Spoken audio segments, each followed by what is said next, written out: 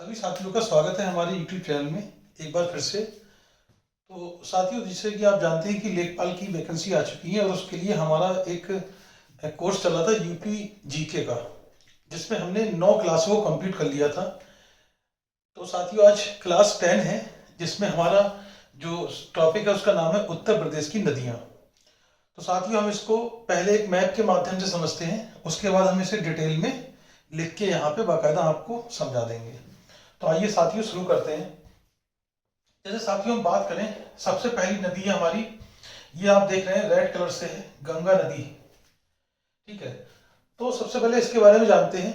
देखिए, यहाँ पर एक है आपका उत्तराखंड में गंगोत्री ग्लेशियर, यानी कि गंगोत्री हिमनद, वहां से निकलती है आपकी भागीरथी नदी। और देखेंगे एक है आपकी उत्तराखंड से निकलती है अलकनंदा नदी। कहाँ क्या निकलती है? अलकनंदा नदी निकलती है। और ये दोनों नदियां आपस में मिलती हैं देवप्रयाग में, और मिलने के बाद जो नदी बनती है उसे हम कहते हैं गंगा नदी। क्या नाम होता है इसका? गंगा नदी। अब देखिए, तो आप समझ गए कि जो भागीरथी नदी है वो गंगोत्री ग्लेशियर से निकल रही है, और उत्तराखंड से एक और नदी निकलती है अलकनंदा। ये आपस में मिलती है देवप्रयाग में, इनका संगम हो जाता है, तो ये नदी बनती है, उसका नाम है गंगा नदी। अब ये गंगा नदी आप देखेंगे यहाँ प्रयागराज में ये यमुना के साथ मिलती है, और आप देखेंगे बलिया से ये बाहर निकल जाती है यूपी में, मतलब यूपी से बाहर निकले, पूछे कहां से? बलिया से। देखिए, बलिया से निकलती है गंगा और आगे बिहार में जाकर मिलती है। मतलब इसका प्रवेश कहां पर होता है? तो आप देखेंगे ये यहाँ प्रवेश करती है उत्तर प्रदेश में बिजनौर में, और इसका निकास कहाँ है? बलिया, यानी कि बलिया से ये बाहर निकल जाती है। अब समझते हैं हम इसको। तो भागीरथी और जो अलकनंदा है उससे क्या बनी? ये गंगा नदी। तो सबसे पहले देखिए, ये जो गंगा नदी है वो उत्तर प्रदेश में बिजनौर से प्रवेश करती है, मतलब उत्तर प्रदेश में प्रवेश करेगी कहां पर? बिजनौर में। ठीक, उसके बाद देखिए ये जो गंगा नदी है, इस नदी से सबसे पहली नदी आके यहाँ पे मिलती है, जिसका नाम है रामगंगा नदी। ठीक है, रामगंगा नदी जो है, तो आपसे पूछेगा रामगंगा नदी जो है सहायक नदी है किसकी? ये गंगा की। और ये पौड़ी गढ़वाल उत्तर प्रदेश से निकलती है। ये उत्तर प्रदेश में बिजनौर से प्रवेश करती है। कहां से करती है? बिजनौर से। जैसे गंगा भी कहां से प्रवेश करेगी उत्तर प्रदेश? बिजनौर में, और ये भी बिजनौर से प्रवेश करती है। अब ये दोनों, ये देखिए, ये जो पौड़ी गढ़वाल से निकली रामगंगा नदी, ये गंगा से कहां मिलती है? तो ये कन्नौज में मिलती है, कन्नौज उत्तर प्रदेश में। तो ये भी आपसे पूछ सकता है कि जो रामगंगा नदी है, जो कि सहायक नदी है गंगा नदी की, ये गंगा से कहां मिलती है? कन्नौज में। और उत्तर प्रदेश में प्रवेश कहां से करती है? ये बिजनौर से प्रवेश करती है। इसके बाद देखेंगे आप, ये जो एक नदी और है, इसका नाम है गोमती नदी। ये गोमती नदी फुलर झील से निकलती है, पीलीभीत से। ये एक मैदानी नदी है, और ये गंगा से मिल जाती है गाजीपुर के कैथी नामक स्थान पर। मतलब ये कहां समाप्त हो जाएगी? गाजीपुर के कैथी में जाकर समाप्त हो जाएगी। ठीक है, ये भी गंगा की क्या है? सहायक नदी है। अब आप देख रहे होंगे, एक नदी है शारदा और एक है आपकी राप्ती। ये दोनों नदी जो है वो एक नदी होती है आपकी घाघरा नदी, उसकी सहायक नदी है। और ये जो घाघरा नदी है वो गंगा में जाके छपरा बिहार में जाके गंगा से मिल जाती है। तो पहले इसके बारे में पढ़ लेते हैं। तो इसके बाद आती है आपकी घाघरा नदी, जिसे हम सरयू नदी भी कहते हैं। क्या कहते हैं? सरयू नदी। देखिए, ये जो नदी है वो तिब्बत से, यानी कि तिब्बत में एक मामचा चुंगो हिमनद है, या मामचा चुंगो ग्लेशियर है, वहां से निकलती है। और उत्तर प्रदेश में प्रवेश कहां से करेगी? देखिए, लखीमपुर खीरी, बहराइच, लखीमपुर खीरी और बहराइच की सीमा से प्रवेश करती है उत्तर प्रदेश में, या प्रवाहित होती है। अब आप देख रहे हैं, ये मैंने लिखा है सीतापुर। अब देखिए एक नदी और है। ठीक है, तो ये जो घाघरा नदी है वो लखीमपुर और बहराइच की सीमा प्रवाहित होती है, और आप देखेंगे छपरा में जाके ये गंगा से मिल जाती है। अब इसकी एक सहायक नदी होती है, इसका नाम है शारदा नदी। ये पिथौरागढ़ उत्तराखंड से निकलती है, उत्तर प्रदेश में ये पीलीभीत से प्रवेश करती है, और ये कहां समाप्त हो रही है? सीतापुर में। इसका मतलब जो घाघरा नदी है, घाघरा नदी से ये जो आपकी शारदा नदी है वो सीतापुर में मिल जाती है। तो अगर आपसे पूछे कि शारदा नदी का उद्गम कहां से होगा? पिथौरागढ़ उत्तराखंड से, और ये उत्तर प्रदेश में, ठीक है, कहां मिलती है? मतलब उत्तर प्रदेश में प्रवेश करती है, कौन से जिले से? पीलीभीत से। समाप्त कहां होगी? सीतापुर में। या ये पूछ ले आपसे घाघरा नदी से कहां मिलती है? तो सीतापुर में मिलती है। अब आप इधर देखेंगे, एक नदी है जिसका नाम है राप्ती नदी। ये राप्ती नदी जो है वो नेपाल के रुकम कोट से निकलती है। कहां से निकलती है? नेपाल के रुकमकोट से निकलती है। और उत्तर प्रदेश में जो प्रवेश करती है वो बहराइच से करती है। ठीक है, कहां से करती है? बहराइच से प्रवेश करती है। इसे हम बूढ़ी गंगा भी कहते हैं। अब देखिए, ये नदी जो है वो घाघरा नदी से देवरिया बरहज में घाघरा से मिलती है। मतलब देवरिया में बरहज जगह है, वहां पर ये किससे मिलती है? घाघरा से मिलती है। इसके बाद देखेंगे हम, एक नदी होती है हमारी जिसका नाम है गंडक नदी। ठीक है, तो अगली नदी है हमारी गंडक नदी। ये शालीग्राम नेपाल से निकलती है। और देखिए, ये महाराजगंज कुशीनगर को स्पर्श करते हुए ये बिहार के सोनपुर में गंगा नदी से मिल जाती है। मतलब ये प्रवेश कहां से करेगी? महाराजगंज और कुशीनगर जो है वहां से स्पर्श करते हुए आएगी। ठीक है, और सोनपुर बिहार में जाके मिल जाएगी। तो यहां तक आपको बात समझ में आ गई? ये आप समझ गए? तो जो गंगा नदी थी हमारी वो बलिया से जाती है, बलिया से निकलती है, उसके बाद आगे बिहार में चली जाती है। ठीक है, और इसके बाद देखिए एक नदी आती है, इसका नाम है यमुना नदी। एक देखिए यमुनोत्री हिमनद है, यानी कि यमुनोत्री ग्लेशियर है उत्तराखंड में, वहां से ये नदी आती है और प्रयागराज में गंगा के साथ मिल जाती है। प्रयागराज में गंगा के साथ मिल जाती है। इसका मतलब इसकी सबसे बड़ी सहायक नदी है गंगा की, वो क्या है? आपकी यमुना नदी जो है। अब देखिए, ये जो यमुना नदी है वो उत्तर प्रदेश में सहारनपुर से प्रवेश करती है। कहां से प्रवेश करेगी? सहारनपुर से, और आगे गंगा नदी से प्रयागराज में जाके मिल जाती है। अब देखिए, ये जो आपकी यमुना नदी है इसकी कुछ सहायक नदियां हैं, जैसे आप देखेंगे, एक है आपकी हिंडन नदी। हिंडन नदी जो है वो शिवालिक की पहाड़ियों से निकलती है और गौतम बुद्ध नगर में, यानी कि गौतम बुद्ध नगर में ये किससे मिल जाती है? यमुना नदी से मिल जाती है। तो आपसे पूछे हिंडन नदी जो है वो किसकी सहायक नदी है? यमुना नदी की। ये उत्तर प्रदेश में कहां से प्रवेश करती है? सहारनपुर से। ठीक है, और कहां मिलती है यमुना से? गौतम बुद्ध नगर में। ठीक, इसके बाद देखिए, ये यमुना की कुछ सहायक नदियां हैं, और जैसे ये है आपकी चंबल नदी। ये चंबल नदी जो है वो मध्य प्रदेश से निकलती है। चंबल नदी मध्य प्रदेश की जानापाव पहाड़ी से निकलती है। और देखिए, ये इटावा में यमुना नदी से मिलती है। अब देखिए, ये है राजस्थान और ये है एमपी। इन दोनों के बीच की जो सीमा, मतलब बीच में नदी बहती है, इसका नाम क्या है? आपका चंबल नदी। इसके बाद देखिए, एक आती है आपकी बेतवा नदी। ये रायसेन मध्य प्रदेश से निकलती है और ये उत्तर प्रदेश में ललितपुर से प्रवेश करती है और उत्तर प्रदेश के हमीरपुर में यमुना नदी से मिल जाती है। ठीक है, तो चंबल हो गई, बेतवा हो गई। देन आती है केन नदी। ये मध्य प्रदेश की कैमूर पहाड़ी से निकलती है और ये बांधा, उत्तर प्रदेश के बांधा में यमुना से मिलती है और वहीं मतलब एंड हो जाती है। ठीक है, प्रवेश भी वहीं करेगी और वहीं पे मिल जाएगी यमुना नदी से। इसके बाद आप देखेंगे कि यहाँ पर एक नदी है, इसका नाम है सोन नदी। ये भी मध्य प्रदेश की अमरकंटक पहाड़ी से निकलती है।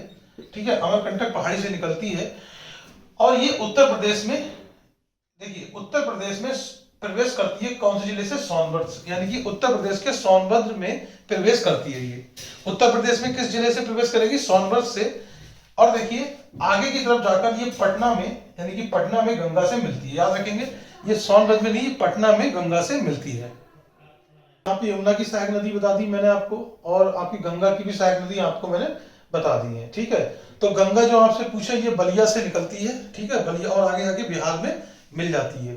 ठीक, उत्तर प्रदेश की नदियां जो हैं, अगर हम बात करें उद्गम के आधार पर अगर देखें, तो एक हमारी होती है हिमालयी नदियां, मैदानी नदियां, पठारी नदियां, यानी कि पठारी क्षेत्र से जो निकलती हैं। तो जो हिमालय से निकलने वाली नदियां हैं, आप देखेंगे यहाँ पर ये गंगा, यमुना, शारदा, इसको काली नदी भी कहते हैं, रामगंगा, गंडक और सरयू को हम घाघरा और करनाली भी कहते हैं। वहीं साथियों अगर बात करें मैदानी नदी की, तो ये आपकी गोमती नदी, वरुणा, सई जो नदी है वो गोमती की सहायक नदी है, गोमती की सहायक नदी है।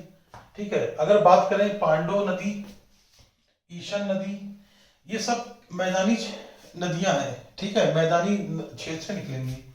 तो ये हिमालय हो गई, ये आपकी मैदानी हो गई।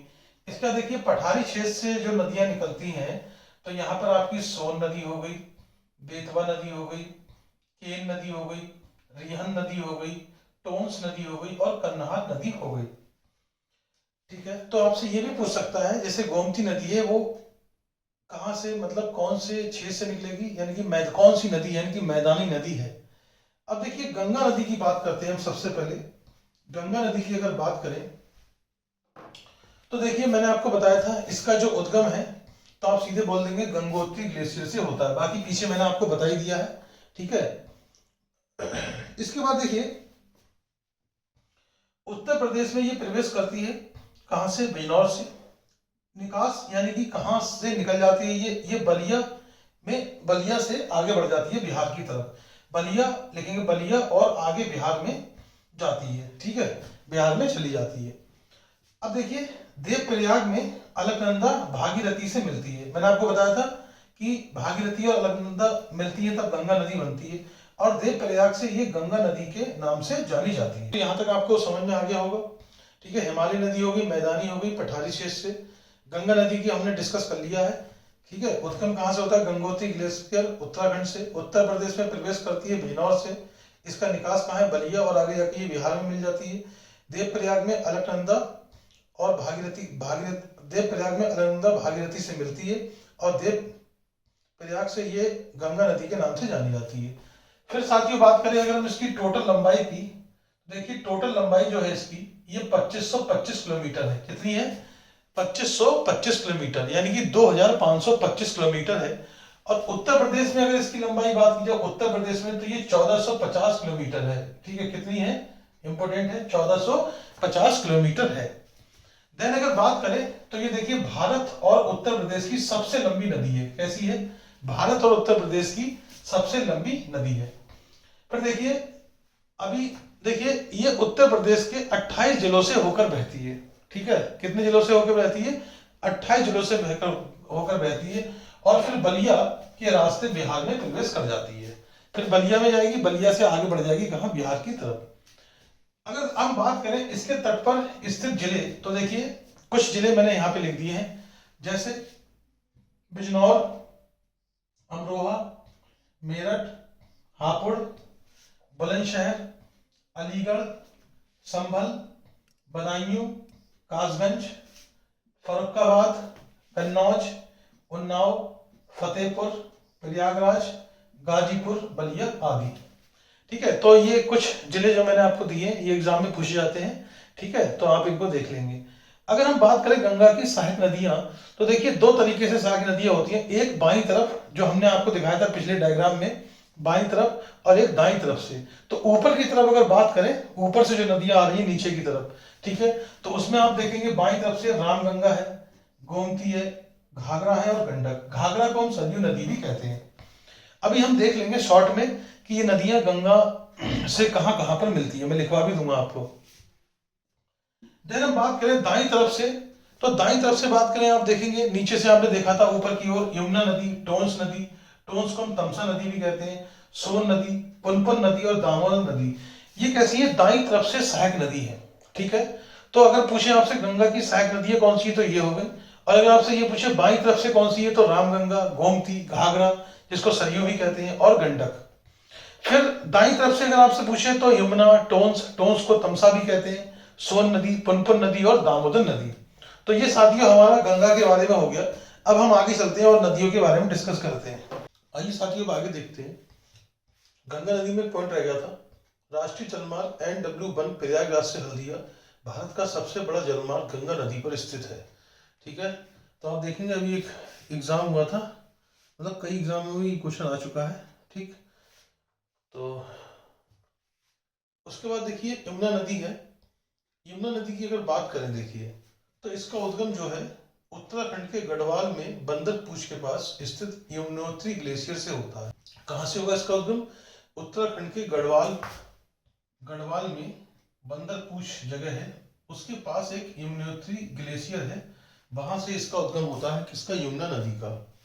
अगर हम बात करें कि उत्तर प्रदेश में ये कहां से प्रवेश करती है, तो ये सहारनपुर से प्रवेश करती है उत्तर प्रदेश में, यानी कि प्रवेश इसका क्या है, सहारनपुर।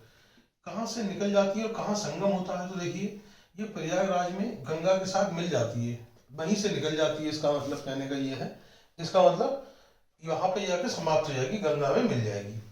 अगर हम कुल लंबाई की बात करें तो ये 1376 किलोमीटर है। कितनी है, 1376 किलोमीटर। यूपी में इसकी लंबाई कितनी है, 970 किलोमीटर। कितनी है, 970 किलोमीटर। उत्तर प्रदेश के 19 जिलों में बहती है। कितने जिलों में बहती है? 19 जिलों में बहती है।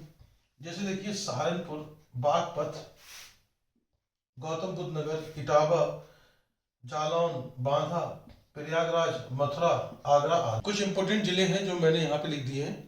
बाकी और भी जिलों में ये बहती है। तो याद रखेंगे टोटल कितने जिलों में बहती है? 19 जिलों में बहती है। अगर हम बात करें सहायक नदी तो चंबल, बेतवा, केन, हिंडन आदि इसकी सहायक नदियां हैं। आदि इसकी सहायक नदियां हैं। देखिए अगर हम बात करें सहायक नदी सही से तो देखिए बाईं ओर से होती है, दाईं ओर से। बाईं ओर से आपकी हिंडन, टोंस और गिरी। दाईं ओर से चंबल, बेतवा, केन, सिंध और भागौन।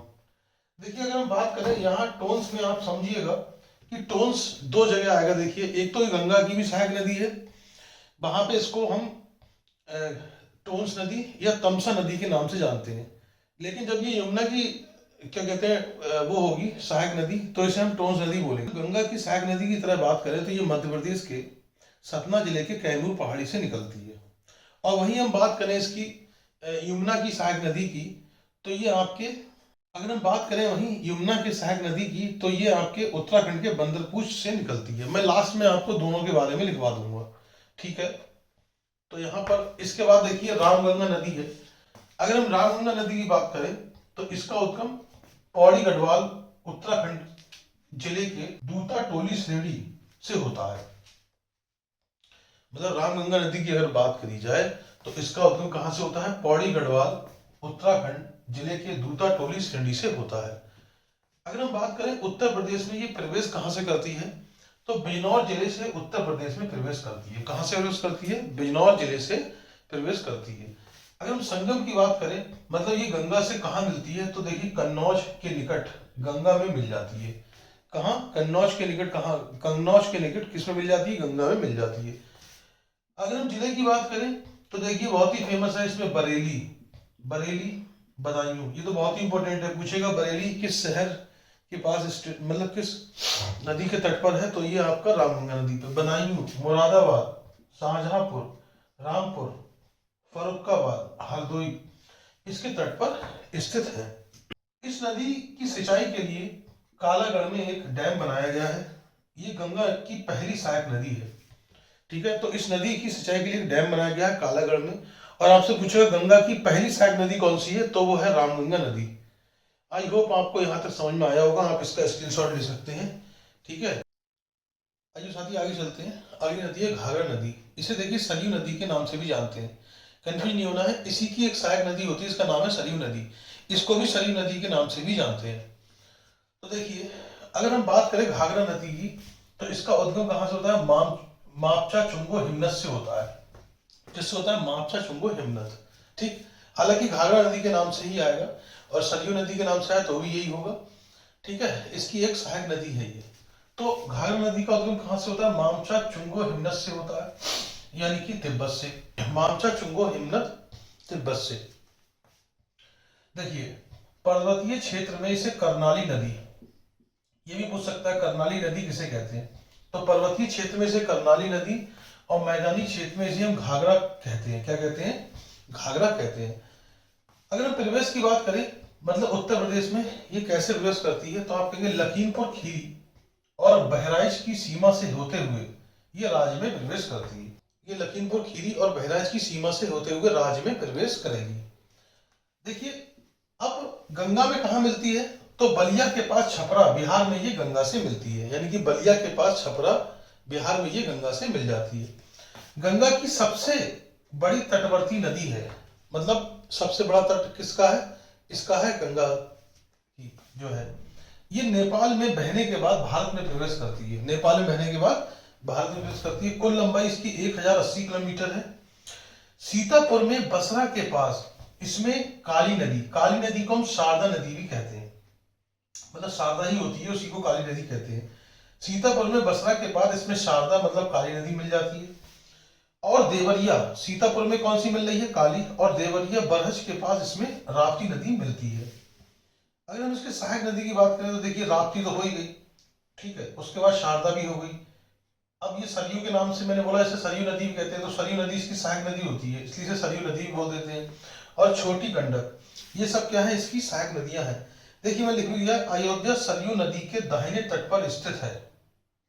ये सरयू नदी है, इसके दाहिने तट पर स्थित है। नेक्स्ट हम बात करते हैं शारदा नदी की, जिसमें आपको बोला गया है ये काली नदी है। क्या है, काली नदी भी होती है। अगर हम इसके उद्गम की बात करें तो ये उत्तराखंड के पिथौरागढ़ जिले से, उत्तराखंड के पिथौरागढ़ जिले में एक है मिलन हिमनद यानी कि मिलन ग्लेशियर से निकलती है, ये इसका उद्गम होता है। अगर हम संगम की बात करें तो देखिए सीतापुर के बसरा के पास पहुंचकर ये घाघरा नदी में मिल जाती है, क्योंकि ये घाघरा की सहायक नदी हो गई है ना। तो सीतापुर के बसरा के पास पहुंचकर ये घाघरा नदी में मिल जाती है। किसमें, इस नदी में मिल जाएगी, ये इसकी सहायक नदी हो गई। अगर हम प्रवेश की बात करें तो ये पीलीभीत जिले से उत्तर प्रदेश में प्रवेश करती है। कहां से, पीलीभीत जिले से उत्तर प्रदेश में प्रवेश करती है। अब देखिए नेपाल व पीलीभीत की सीमा का निर्धारण करती है। जो नेपाल और पीलीभीत है उसकी सीमा का निर्धारण कौन करेगी, तो नेपाल व पीलीभीत की सीमा का निर्धारण करती है। ठीक है, इसका देखिए टनकपुर के पास इसे शारदा के नाम से जानते हैं, इंपॉर्टेंट है, पूछेगा शारदा के नाम से इसे कहा जानते हैं, टनकपुर के बाद, मतलब टनकपुर के बाद इसे शारदा के नाम से जाना जाता है। टनकपुर के बाद आपसे पूछेगा इसे शारदा के नाम से कहा जाना जाता है, तो टनकपुर के बाद से। ये घाघरा यानी कि सरयू की सहायक नदी है, मतलब ये घाघरा की क्या है, ये शारदा घाघरा की सहायक नदी है। अगली नदी देखिए जिसका नाम है राप्ती नदी। इसका उद्गम होता है नेपाल से, रुकमकोट से, नेपाल के रुकमकोट से। अगर संगम की बात करें तो देवरिया के बरहज नामक स्थान के समीप ये घाघरा नदी से मिल जाती है। ये राप्ती भी किसकी थी, घाघरा नदी की थी। ठीक है, तो अब बोलेंगे कि देवरिया के बरहज नामक स्थान के पास ये घाघरा नदी में मिल जाती है, कौन, राप्ती। इसकी लंबाई 640 किलोमीटर है। अब देखिए ये बहराइच, श्रावस्ती, बलरामपुर, सिद्धार्थनगर, संत कबीर नगर एवं गोरखपुर में बहती हुई, मतलब इन जिलों से बहती है। ये कौन कौन से जिले हैं ये आपसे पूछ लेगा। बहती हुई देवरिया के बरहज नामक स्थान के पास घाघरा नदी में मिल जाती है। ठीक, अगर हम बात करें इसकी मुख्य सहायक नदियां, अच्छा इसकी मुख्य सहायक नदी होती है, इसका नाम है रोहिणी नदी, मुख्य सहायक नदी है जिसका नाम है रोहिणी नदी। फिर देखिए आपसे पूछेगा गोरखपुर राप्ती नदी के तट पर या राप्ती नदी के किनारे स्थित है। आइए साथियों आगे देखते हैं। देखिए छठी नदी है हमारी जिसका नाम है गंडक नदी। इसका उद्गम देखिए नेपाल शालीग्राम से होता है। अगर हम बात करें प्रवेश की तो ये महाराजगंज और कुशीनगर की सीमा पर, ठीक है, स्पर्श करती है। ये मैंने आपको डायग्राम में भी लिखवाया था। पटना बिहार के पास सोनपुर में गंगा से मिलती है। ठीक है, ये इसका संगम हो गया। अब देखिए साथियों हमारी है गंगा के मैदानों से निकलने वाली नदियां कौन कौन सी हैं जो गंगा के मैदानों से निकलती हैं। जैसे गोमती नदी है पहली, ठीक है, काफी क्वेश्चन आते हैं इससे। तो गोमती नदी की अगर बात करें तो इसका उद्गम जो है पीलीभीत के फुलहर झील से होता है। कहाँ से होता है, पीलीभीत के फुलहर झील से। अगर हम इसके संगम की बात करें, मतलब ये गंगा में कहाँ मिलती है, तो ये गाजीपुर के कैथी में गंगा नदी से मिलती है। देखिए एक नदी है सई नदी। सई नदी इसकी प्रमुख सहायक नदी है। कौन सी नदी है, सई नदी। अगर हम इसके तट पर देखें कौन कौन से जिले हैं, जैसे सहारनपुर, लखीमपुर खीरी, सीतापुर, लखनऊ, सुल्तानपुर एवं जौनपुर है। अगर हम लंबाई की बात करें तो इसकी लंबाई लगभग 900 किलोमीटर है। गोमती व गंगा के संगम पर स्थित प्रसिद्ध मार्कंडे महादेव मंदिर है। ठीक है, इंपोर्टेंट है। इसके बाद देखिए दूसरी जो हमारी मैदानी नदी है इसका नाम है हिंडन नदी। ये यमुना की, देखिए यहाँ याद रखेंगे, हिंडन नदी किसकी सहायक नदी है, यमुना की सहायक नदी है। ठीक है, किसकी है, यमुना की सहायक नदी है। अगर हम इसके उद्गम की बात करें तो ये सहारनपुर में शिवालिक पर्वतमाला से निकलती है। कहाँ से निकलती है, मतलब कहाँ से उद्गम होता है, सहारनपुर में शिवालिक पर्वतमाला से। अगर हम संगम की बात करें तो ये गौतम बुद्ध नगर के ग्राम मोमनाथल के पास यमुना में मिलती है। ठीक है, कहाँ मिलती है, गौतम बुद्ध नगर के ग्राम मोमनाथल के पास यमुना में मिलती है। इसके बाद देखिए साथियों आती है कर्मनाशा नदी। इसका उद्गम कहाँ से होता है, कैमूर जिला बिहार से। ठीक है, कैमूर जिला बिहार से होता है और ये गंगा की सहायक नदी है। ये इंपॉर्टेंट है। देखिए जो कर्मनाशा नदी है वो कैसी नदी, वो मैदानी नदी है। लेकिन सहायक नदी किसकी है? गंगा की सहायक नदी है। चौसा बिहार के निकट ये गंगा से मिलती है। कहाँ? चौसा बिहार के निकट ये किससे मिलती है? गंगा से। देखिए उत्तर प्रदेश और बिहार की सीमा का निर्धारण करती है। उत्तर प्रदेश और बिहार की सीमा का निर्धारण करती है। ये उत्तर प्रदेश के मिर्जापुर, चंदौली और गाजीपुर से गुजरती है। कहाँ से गुजरती है? मिर्जापुर से, चंदौली से और गाजीपुर से। इसके बाद देखिए साथियों आती है हमारी पठारी नदियां, मतलब दक्षिण में स्थित पठार से निकलने वाली या विंध्याचल पर्वत से निकलने वाली जो नदियां हैं, ठीक है, उनके बारे में देखेंगे। तो सबसे पहले है हमारी चंबल नदी। इसका उद्गम कहाँ से होता है? मध्य प्रदेश की जाना पाव पहाड़ी इंदौर से। ठीक है, मध्य प्रदेश की जाना पाव पहाड़ी इंदौर से होता है। अगर हम बात करें तो देखिए, अगर आपसे पूछे ये प्रवेश कहाँ से करती है उत्तर प्रदेश में, तो ये आगरा जिले से करती है। और ये यमुना नदी से मिलती कहाँ पर है? तो ये इटावा में मिलती है।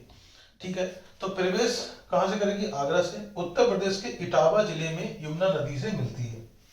उत्तर प्रदेश की नदी जो राजस्थान और मध्य प्रदेश की सीमा पर प्रवाहित होती है, यानी कि उत्तर प्रदेश की नदी है जो राजस्थान और मध्य प्रदेश की सीमा पर प्रवाहित होती है। इसकी सहायक नदियों की बात करें तो काली, सिंध, सिप्रा, पार्वती और बनास इसकी क्या है? सहायक नदियां हैं।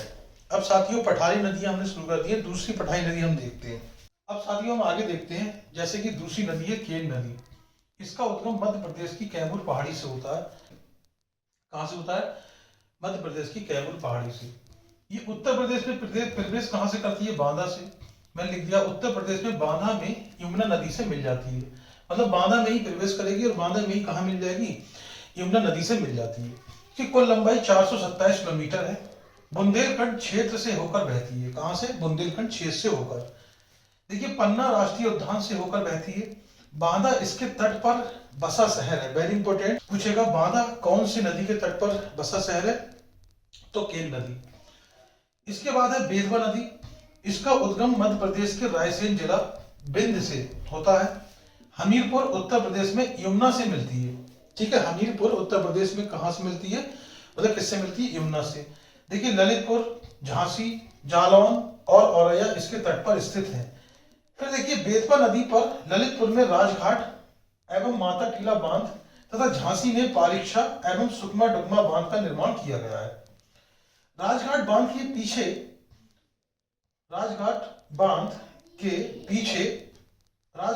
के पीछे निर्मित जलाशय को रानी लक्ष्मीबाई सागर के नाम से जाना जाता है। इसके बाद साथियों बात करें सोन नदी की, तो इसका उद्गम अमरकंटक की पहाड़ी मध्य प्रदेश से होता है। ये उत्तर प्रदेश में प्रवेश करती है सोनभद्र में या सोनभद्र से। पटना के पास ये गंगा में मिल जाती है, पटना के पास।